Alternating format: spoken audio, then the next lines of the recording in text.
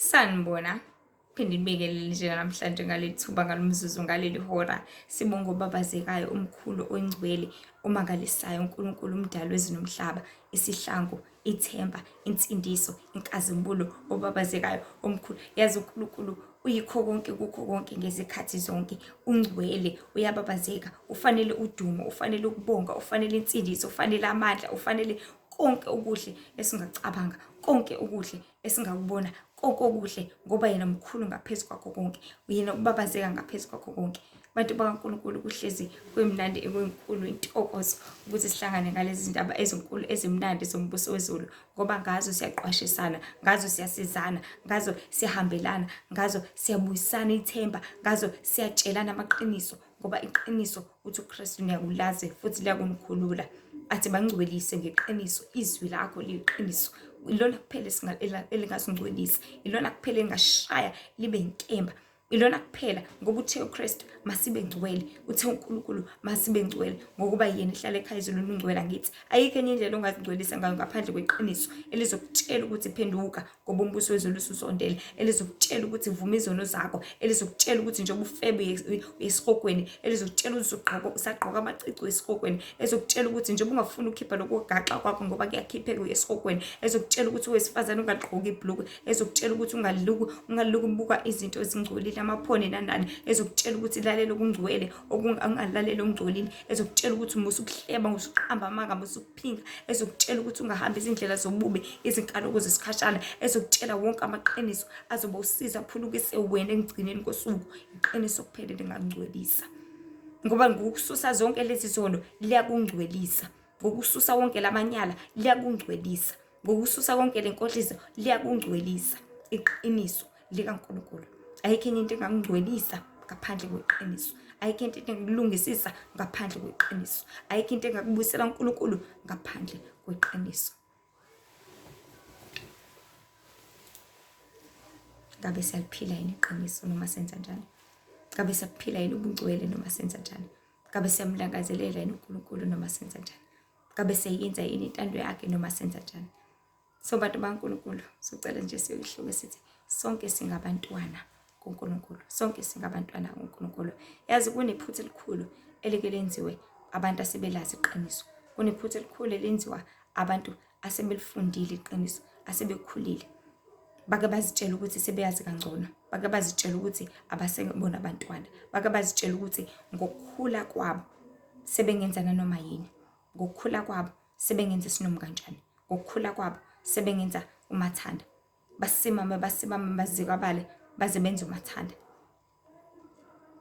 bajwayele baze bajwayele kabi. uNkulunkulu akayena uNkulunkulu wokujwayelwa ngoba uma ujwayela into uyijwayela uzuyijwayele kabi. Usujwayele ukuthi okay, njalo mina ophekayo lapha ekhaya usupheka nanoma kanjani, usujwayele ukuthi vele mina umakoti lapha ekhaya awusahlonipha awusaguqi, usujwayele ukuthi vele lapha ekhaya imina oklinayo awusaklinisisi, usujwayele ukuthi vele imina osebenzayo awusasebenzi kahle, usujwayele ukuthi vele bengifika ngalesi sikhathi usufika late, usujwayele ukuthi vele ukuthi nokuthi awusakwenzi ngendlela. Masingajwayele abantu bakuNkulunkulu sizijwayele kabi, masingajwayele izinto sijwayele ngendlela errong. Kodwa into uma uyijwayela ijwayele ukuthi uyenze kangcono, libele uyilungisa uzwicece iziyenzeke kahle kakhulu naqala. Ngoba kahle bathi practice makes what perfect. Kodwa ukupractice kwabantu sekubenza bebe imperfect. Ukupractice the more practice baze benze baze babe imperfect, baze benze kabi. Kahle ukupractice kumele kulungisise. The more usebenzela ukuthi usebenze kangcono, the more wenzela ukuthi uwenze kakhulu, wenzela ukuthi uwenze kahle, wenzela ukuthi uwenze more and more ngendlela efanelekile. So singabantu kumele hlezi njalo sizazi ukuthi singabantwana, kumele hlezi sizazi ukuthi the more ukhulela ukuthi uthobeke, unyukela ukuthi wehle njengoKristu. Ukwazi kwakhe izinto zasekhaya ezulwini wayezazela ukuthi enze kahle, ukwazi kwakhe zonke izinto, ekwazi ukwenza izimangaliso izibonakaliso kwamthobisa. Kodwa akazange ukuthi yabo njengoba mina ngikwazi ukuvula amanta amehlo sengisesicongweni, yabo mina njengoba ngikwazi ukuthi ngisukume esishosha sengilapha. Elinye iphutha elenziwa abafundisi abaningi emabanteni ngoba nakhe kwazi ukushumayela ame lapha i-hour lonke, usekwazi ukuthi ngcono sekumele ahlale kusofa oyingqovu ke yena, sekumele ahlale lapha phambili ahlonishwe, sekumele ukuthi kunikelelwe yena. Cha abantu baNkulunkulu, the more wazi, the more uqonda, qondela ukuthi useve abanye abantu. The more wazi uhlakaniphela ukuthi uhlakaniphele abanye abantu. Hayi ukuthi ukuhlakanipha kwakho sekumele wenze kube ngconyo ke manje, sekumele wenze ukuthi ukhokhelwe ke manje, sekumele wenze ukuthi kube ukuthi cha. Ukuhlakanipha kwakho nezipho zonke ozabelwe zona, uphiwe zona, uphiwe ukuthi zibe usizo kwabanye abantu. Uphiwe ukuthi usebenzele izulu. Uphiwe ukuthi usebenzele ukhanya. So sonke singabantwana bantu baNkulunkulu, sonke singabantwana kuNkulunkulu, sonke singabantwana kuNkulunkulu. Noma ungakhula kangakanani enkosini, noma ungashumayela kangakanani, noma ungahlabelela kangakanani, noma ungavangela kangakanani, noma unganxusele kangakanani, noma ungaliqonda kangcono iBhayibheli kangakanani, noma ungaprofetha into yenzeke kangakanani, noma ungakwenza kangakanani, kodwa ungumntwana, kodwa umncinyane. And engikuthanda kakhulu ngabahlakaniphile bayazazi ukuthi bangabantwana. UKristu wathobeka kwaze kwafika ekupheleni. UKristu waba lapha phansi, akabanga nakade, akabanga kaGunda, akabanga namali, akadumanga, akabanga nalutho, kodwa waba lapha ya, waba umata waphansi kwaze kwafika egcineni. Ngisho sebemshaya, sebethatha impahla zakhe bethi wakokuyisidwedwe sasenjani lesi, wazazi ukuthi kumele athobeke, wazazi ukuthi kumele abe lapha phansi. Ngisho isithe sesifika sithi iphenduka lamatshe abe sinku namandla wena ukuthi waphendule, wazazi ukuthi cha, akumele ngikwenze lokho. Wathi cha, noma isithe sesifika kuye sithi ngizokunika imali, ngizokunikeza yonke into, wena nje khothamela mina, khonza mina, wakwazi ukuthi cha, uJehova kuphela ufanele ukhonzwe. Ngisho sithi sesifika sithi ayibo ziphonse lapha phansi, uJehova uNkulunkulu uzoyaleza izingelosi zakhe zikulondoloze izindlela. Wathi cha, ungalilinge umlinge uJehova uNkulunkulu wakho. Walwazi walibambisisa iqiniso. That is why uNkulunkulu wamphakamisa kangaka. That is why uKristu uyena okwazi ukufinyelela uNkulunkulu. That is why uKristu namhlanje kuyena kuphela othi ngaphandle kwami akekho yakubaba. So masingalenzi iphutha lokuthi sizikhulise, siziphakamise, sizibeke lapha esicongweni, ngoba mawuzibeka lapha uyaphansi, kodwa mawuzibeka lapha phansi uhlezi umata waphansi, uNkulunkulu uyakuphakamisa. So esikhathini eziningi esiphila kuzo, laba abanolwazi nesipiliyoni bake bapikela abangenalo, bake bapikela abangenaso isipiliyoni. Athi umuntu esesebenzile, ngino 10 years mina ngisebenza lapha, ngeke ngize ngizwe ngawo. Ampikele. Hey thina kade safika kuleli bandla sino 30 years ngesize uje wena nje usazowa nje, ulibele uzenze ubona ungcole nanani usazowa. Bakupikele. Labo asebese sebemamile, bahlala kuleyo ndawo, bajwayela baze bajwayele kabi. Empilweni kumele sikwazi siqonde ukuthi kubalekile ukuhlezi ungaphansi, kubalekile uhlezi uthobekile, uvumela konke, ngoba sonke siyazi ukuthi lona osemnyango ungena ngaphakathi, kodwa lona ongaphakathi emsamo uyena ongaphuma, uyena osengcupheni ukuthi aphumele ngaphandle, ngoba usejwayele usenza isinoma kanjani. Akasazi ukuthi mongaphakathi kumele wenzeni, akasazi ukuthi umsebenzi wakho yini, akasazi ukuthi kumele afezekise u1 no2 no3.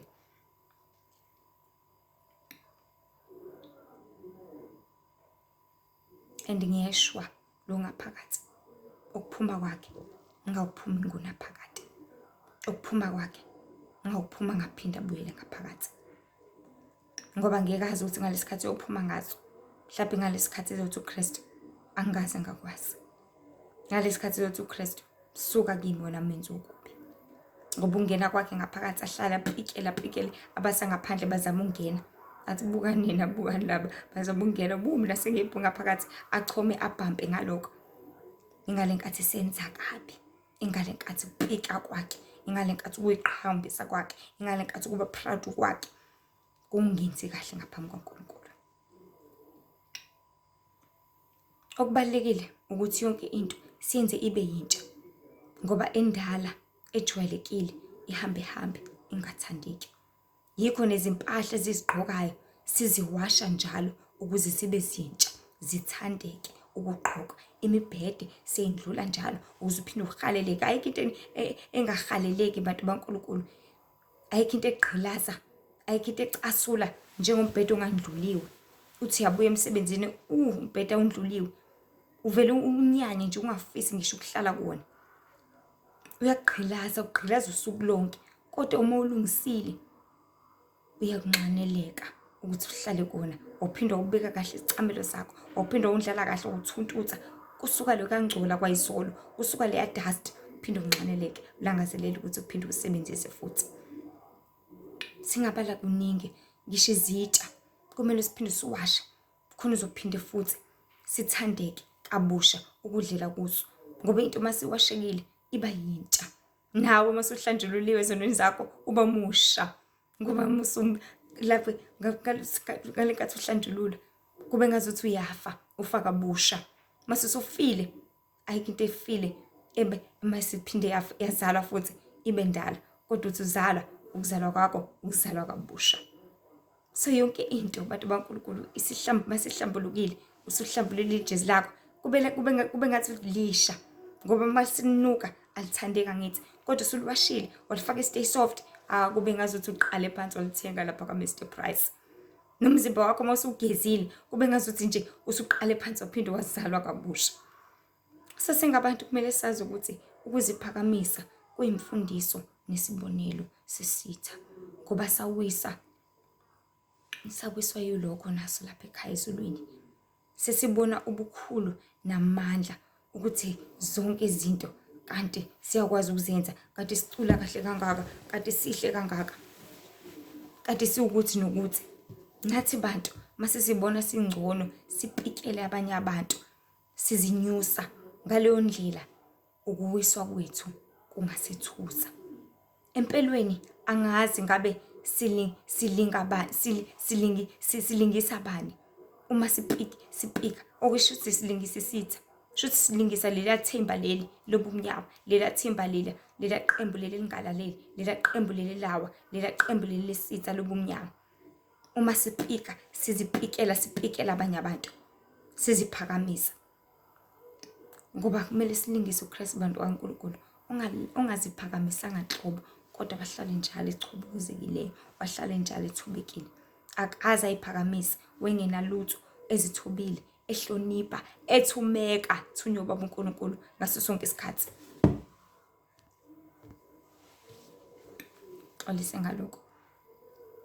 Akaze nangelodwa ilanga wathatha ngokuthi unamandla okuphulukisa. Akaze nangelodwa ilanga wathatha ngokuthi unamandla nokusiza. Wakwetshatha konke lokho kwamenza wakhupha. Akaze wakwetshatha lokho ukuthi unamandla okusiza, unamandla okuphulukisa, unamandla okuvula amehlo njengoba kade ngiyabeka qala lenkulumo, kodwa akakutshathanga lokho. Wayazi ukuthi umsebenzi wami, wayazi ukuthi izandla zami kumele kwenze lokho, wayazi ukuthi inyawo zami kumele kwenze lokho, wayazi ukuthi indebe zami kumele ishumayele, wayazi ukuthi kumele ngibonelele abantu abadinga usizo, wayazi ukuthi kumele ngikwenze konke okuhle ngaso sonke isikhathi. Akaze wakhukhumala nakancane. Ngakho-ke kunento engeyinhle eyenziwa amakholwa athi silazi ivangeli, esefundile, esephiwe ezinkulu iziphiwo zakamoya, bese beyabhampa ngazo. Yazi ukuthi ukwazi ukuprofetha lokho kumele ukwenze uhlezi wazi ukuthi ulindelekile ukuthi usilethile amazwi kaNkulunkulu, ulindelekile ukuthi usitshele ukuthi ubaba uJehova umdali wezulu nomhlaba uthini manje, ulindelekile ukuthi usilethile ifakazi kaNkulunkulu. Uma umfundisi ulindelekile ukuthi usifundise ngezwi kaNkulunkulu, ulindelekile ukuthi usitshele ngezindaba ezinkulu zemibuso wezulu. Uma umshumayeli ulindelekile emakhaya bakulindele, imphefumulo yabo isikhalile kuJehova, uNkulunkulu sekuthumile sekulindele ukuthi ushone kuleya muzi, ungenile kuleya mizi nemizi, ushumayele uvangele ukwenze konke. Usulindelekile ukuthi ukwenze konke njengamanje.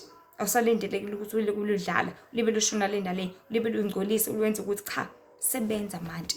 Enza intando kaNkulunkulu manje. Okudingayo uNkulunkulu uzokupha, okulangazela uNkulunkulu uzokwabela, kodwa wena dlala indima yakho, wena enza umsebenzi wakho. Kungathi makuzobuzwa kuwe umfundisi, ulibele ushona le nale. Ufuna ukwenza umsebenzi ngendlela yakho nangesikhathi sakho, ungafuni ukutshelwa, ungafuni cha. Enza okuyalezo uNkulunkulu. Holwa uNkulunkulu ngaso sonke isikhathi. Iba zindebe zakhe, iba izandla zakhe, iba izinyawo zakhe, ngoba sihlalele ukuba amagumbi akhe ngaso sonke isikhathi. Ethi laba bantu engizenzele bona ukuba bashumayele udumo lami, ngabe siyashumayela udumo lwakhe. Ngabe sizinyawo zakhe yini mefuna ufinyelele lapha. Ngabe sabanxuseli bakhe yini mafuna sisinxusela abantwana bakhe. Ngoba baqinile bona bamele bathwala babuthakathaka. Ngoba umhlaba ubuthakathaka ngendlela esimanga abantu baNkulunkulu. Umhlaba ubuthakathaka ngezinto eziningi edinga ukuthi siwunxusele, siwucelele, sicele kakhulu ngasonke isikhathi enkosini ukuthi uNkulunkulu abe nabo ezintweni zonke. Ngoba abantu abasakhuleki, abantu bayalala, abantu abasazili, abantu bazenzela umathanda. So laba abasakwazi ukwenza, uNkulunkulu abasephila amandla asabaholile ngomoya wakhe oqiniso, bahlalele ukuthi bakwenze konke lokho. Isizwe sikulindele ukuthi usinxusele. Lokho angakwenza ulale muthanda, ukhuleke muthanda, ukwenze muthanda ngendlela yakho nangokuthandwa kwakho, ngoba uNkulunkulu ukulindele ngaso sonke isikhathi ukuthi ukwenze lokho. Abantu abazobhubha kakhulu ngomhla wokuphela amakholwa, ngoba ona azi, ngoba ona ngamasibomu, ethatha ngokuthi vele uNkulunkulu uyawathanda, ngokuthi vele uNkulunkulu bezobathethelela. Yazi abangakholwa yibo abangena kangcono embusweni wezulu, ngoba abazi, bangabantwana abafuna ukukhanya, abafuna ukukhula. Kepha laba abaziyo ekumele basize bagqogqoshe, badonse, bafundise, bagodlile ulwazi abashumayeli, abasafuni nezandla zabo, abasafuni ney'ndebe zabo, abasafuni ney'nyawo zabo, abasafuni ukwenza intando kaNkulunkulu. Sebezithanda bona, bazibona bengcono. Yikho uJehova ezwini lakhe ethi yena utholakala ekhaya ezulwini, aphinde atholakale nasenhliziyweni echobozekileyo. Ayibuza umuntu ukuthi uphi uNkulunkulu? Usekhaya ezulwini, esihlalweni sobukhosi, lapho ezungeze khona ama-elder 24 nezidalwa ezine la ngaphambili. Aphinde futhi abe senhliziyweni echobozekileyo. Inhliziyo echobozekileyo, inhliziyo ethobekile, izilalela ithobela umdalo ezinomhlaba ngaso sonke isikhathi. So umyalezo obalekile kumakholwa, uJehova umenzi izulu nomhlaba afisa bawukhumbule ukuthi uyabazi, uyababona, uyakubona ukuphakanyiswa nokuphakamiseka kwabo. Uyakubona ukungagcini imiyalelo yakhe nokungathobeki kwabo. Bewubumba olugolozela umbumbi. Ekubona kanjalo uzobadela, ngoba bavimbezela icebo lakhe, ebathembile, ebathandile, wababela okukhulu kangaka, ukwazi nokwembuleleka amaqiniso kaMdali wezomhlaba. Kukubeka endaweni ephezulu, akungakubeki endaweni ephezulu ngendlela yokuthi usulindele ukwenza okukhulu ngaso sonke isikhathi. Hayi ukuthi ukhule ukhukhumale wena, but enza okukhulu. Kepha wena khula emsebenzini, wande kudunyiswe uNkulunkulu ngendebe zakho, kubatshazwe igama lakhe ngezandla zakhe, ngezinzo zakho zobuhle, kubatshazwe ubukhulu bakhe ngawo konke okwenzayo ngaso sonke isikhathi. Umsebenzi wande, khazimulisa uJehova. Ebese ungaphezu kwawo konke kwandise ekhaya lasezulwini. Ngaleyo ndlela akukuhle neze lokhu amakholwa akwenzayo, ukuthi mase nolwazi angafuni ukutshelwa. Abaningi bake bathi, yabona mina uma ngake ngawa nje enkolweni akekho umuntu ongivusa, ngoba uyothi engicaphunela izwi nami ngimcaphunele izwi, ngoba ayikho into engayazi uzobe engitshela nami ngimtshela. Futhi kuba njalo ngempela. Bonke abantu abawayo enkolweni, abawayo bazi amaqiniso, abavuseki ngalutho, abavuswa imuntu. Ngoba uthi umtshela iqiniso athi ngiyakwazi lokho. Uthi umtshela ngoJohane akutshele ngesambulo. Uthi umtshela ngokuthi akutshele ngokuthi. Uthi umtshela ngomfundi waJesu uJakobe akutshele ngoMateyu ngoba ukwazi konke vele.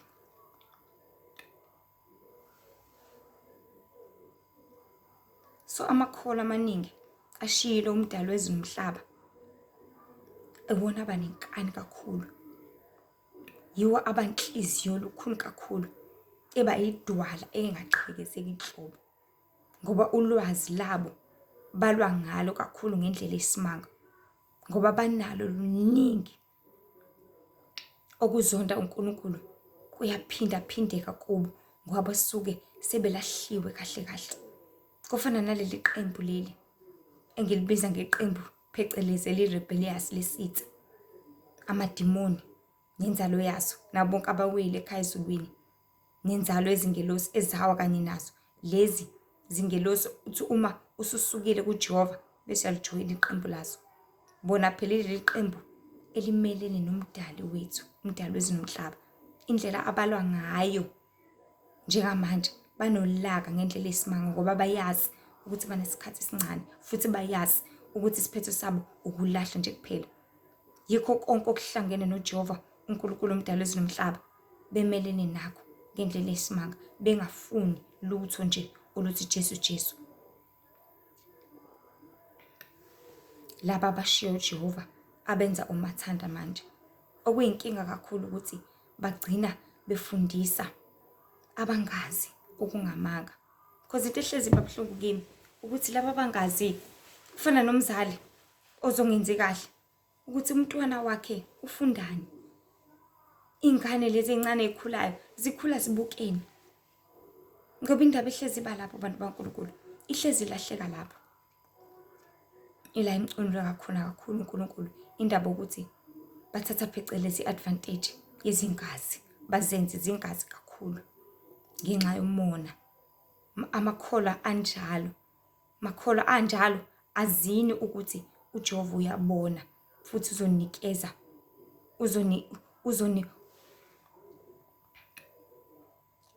uzoninikeza okufanele ngesikhathi esifanele.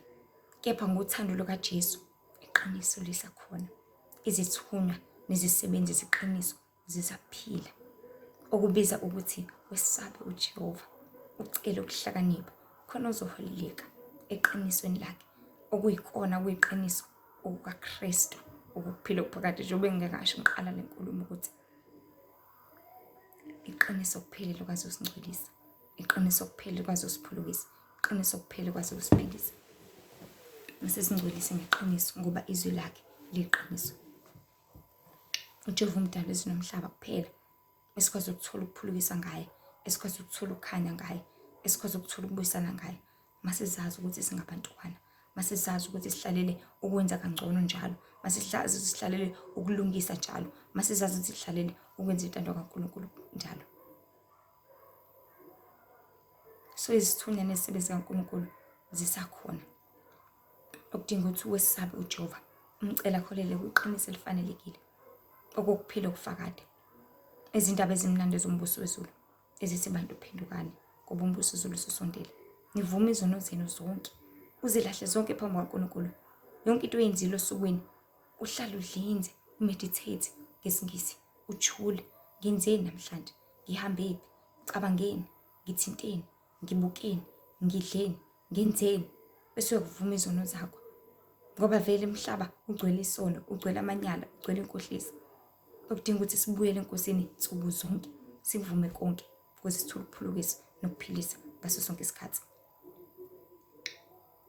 Ngokuba uzokuthola, uzisize, uziphulukise wena. Ngaleyo ndlela nangalo myalezo nangalo mzuzu abantu baNkulunkulu phendukani ngoba umbuso wezulu ususondele. Ukufa kusondele kakhulu, ukuphuca ithuba, ukuphuca ukuphila, ukuphuca ukuphulukisa, ukuphuca ukuhlenga, ukuphuca ukusindiswa. Nihlengwe nisindiswe nibhabhadiswe. Sihlale sithobekile abantu baNkulunkulu, sihlale sizazi ukuthi singabantwana. Ungabe ubumba ukugolozela umbumbi. Sonke singabantwana, noma umfundisi ungumntwana, umprofethi ungumntwana, ungumvangeli ungumntwana, ungumshumayeli ungumntwana, ungumdikoni ungumntwana, uyibhishophu ungumntwana. Ngisho kuthi uhola amabandla awu-100, okusalayo uyedwa ubaba uJehova umdali wezinomhlaba, umdali wezinsuku zonke.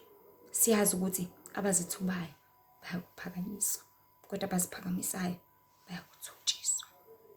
Ngabe ufuna kuphi? Ufuna ukuthotshiswa wena? Ziphakamiseke manje, ziphakamise kule mpilo esiyiphilayo, uziphakamise uyibeke lapha esicongweni. uJehova uzokuthobisa. Kodwa uma uhlala uthobekile, uthobele intando yakhe, wenze ukuthandeka enkosini, uJehova uzokuphakamisa. Ngabe ufuna ukuthi kuphi? Mina ngithi asilingise uKristu, sibe zinto nje lapha emhlabeni, ngoba umvuzo omkhulu kephi? Ekhaya ezulwini. Sibe izinto nje ezingenalutho, ungabi namfuyo, ungabi nalutho, ungabi namali, bank balance yakhe ibe u-0, ujabule kodwa. Ungabi namntwana, ungabi namndeni, ungabi nalutho, ube yinhlwa nje, ube into. uJehova uzokuthatha kunikeze konke ngesikhathi esifanele. So ngabe sifunani? Ngabe sikufuna konke manje, uzokuthola bese uphucuphile okuphakade. Ngabe ufuna ukuduma manje, uzokuthola bese uphucwa ukuduma embusweni wezulu. Kodwa uma ungadumile lapha, udumile ekhaya ezulwini. Uma ungelutho lapha, abantu bekuzonda bekwenyani, uyathandwa izulu. Kodwa uma uthandwa abantu, uthanda umhlaba, uthanda isizwe sonke, engabe izulu liyakuthanda yini? Masiphakanyiswe uJehova. Uma ethanda ukudumisa lapha emhlabeni, uzokudumisa uNkulunkulu. Njengabo uSister Celestial, uBrother Nimba, uma ethanda ukwenza lokho, uzokwenza uNkulunkulu. Uma ungathanda futhi ukwenza lokho, ngeke sikwenze. Kodwa thina sidedele. Kukhanya usekhaya ezulwini, kukhanya ukukhanyele bonke abantu. Masidedele, sivumele ubuntwana, sibe ngabantwana, sishayeke, silingeke, siguliseke, ukuze ngelinye ilanga sithole ukuphulukisa. uJehova umdali wezomhlaba, usenzela konke, onobubele nathi, onomusa, onothando, ongcwele, owenza konke ngesikhathi esifanele, ongumsibekeli, ongumlondolozi, oyisihlangu, oluthando, oyinsindiso, oyintshisekelo, oyikho konke kukho konke ngezikhathi zonke. Uyena kuphela kwazi ukusiphakamisa, uyena kuphela kwazi usenzela konke, uyena kuphela ongumnini mandla wonke. Nkosi nje benani, umbusise kakhulu, umqinise, umqondise. Hlezi nazi ukuthi singabantwana, ahlale njalo sithubekile, konke kulindeleke kuwe kwenze. Makumele ushumayele, shumayela. Makumele uvangele, vangela. Makumele unxusele leso sikhathi usigcine njalo. Makumele wenze konke kwenze. Bese unyakekela idokotela kaNkulunkulu ukuthi lenze intando yakhe ngaso sonke isikhathi. Konke okusindayo ukulahle. Nkosi ukufundile ugcine ukwenza. Nkosi benani, nibusise kakhulu, hlezi nazi ukuthi uNkulunkulu esizonda isolo, uNkulunkulu yabuthanda obungcwele. Ezinye inkundla zokuxhumana zikhona, uTikTok ulihle ithemba, uFacebook ulihle ithemba Mzobe, lapho khona mekhona imibhalo for abantu bafuna mode, bese bakhona ama-short 10-minute clips. Instagram ulihle ithemba Wendy with I am Mzobe. Nkosi nje benani, nidlulisele nakwabanye bathole ukuphulukisa nokuphilisa. Hlale sazi ukuthi sonke singabantwana baNkulunkulu. Incwadi nje esingayifunda, incwadi ngokaMateyu chapter 23 verse 12.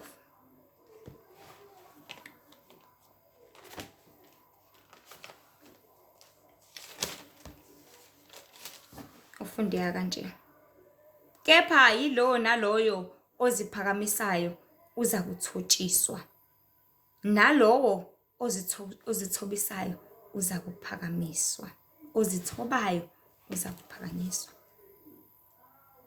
Ngabe uziphakamisile yini? Uzothotshiswa. Ngabe uzithobile yini? Uzophakanyiswa. Masihlale njalo siphansi, uzibeke ubumata, uzibeke kugidwe phezu kwakho, ngoba ngoJehova ukuhlala njalo wenza intando yakhe uzophakamiswa. uLazaro kwakulahlela kuye, wayeyinto nje edla kanye nezinja, edla uthulini, edla isinomkanjani, edla noma yini, kodwa ekhonza uJehova emthobela, enza intando yakhe. Kwathi sekufika ukufa kuye, waphakanyiswa, wayesifubeni sa-Abrahama ngoba wayekudeserve ukuya lapho. Kodwa isicebi saseziphakamisa, sigqoka ububende, sigqoka kahle, senza kahle, nje silapha. Kwathi sekufika ukufa, sathotshiswa, sayihayidisa, sayisiqogweni. Masikhethe okufanelekile. Sizichoboze thina manje ukuze singechotshozwa kusasa. Sibe nani sisi. Qondise imqinise phela ngaphambi kwakhe. Manje siphakathi. Amen.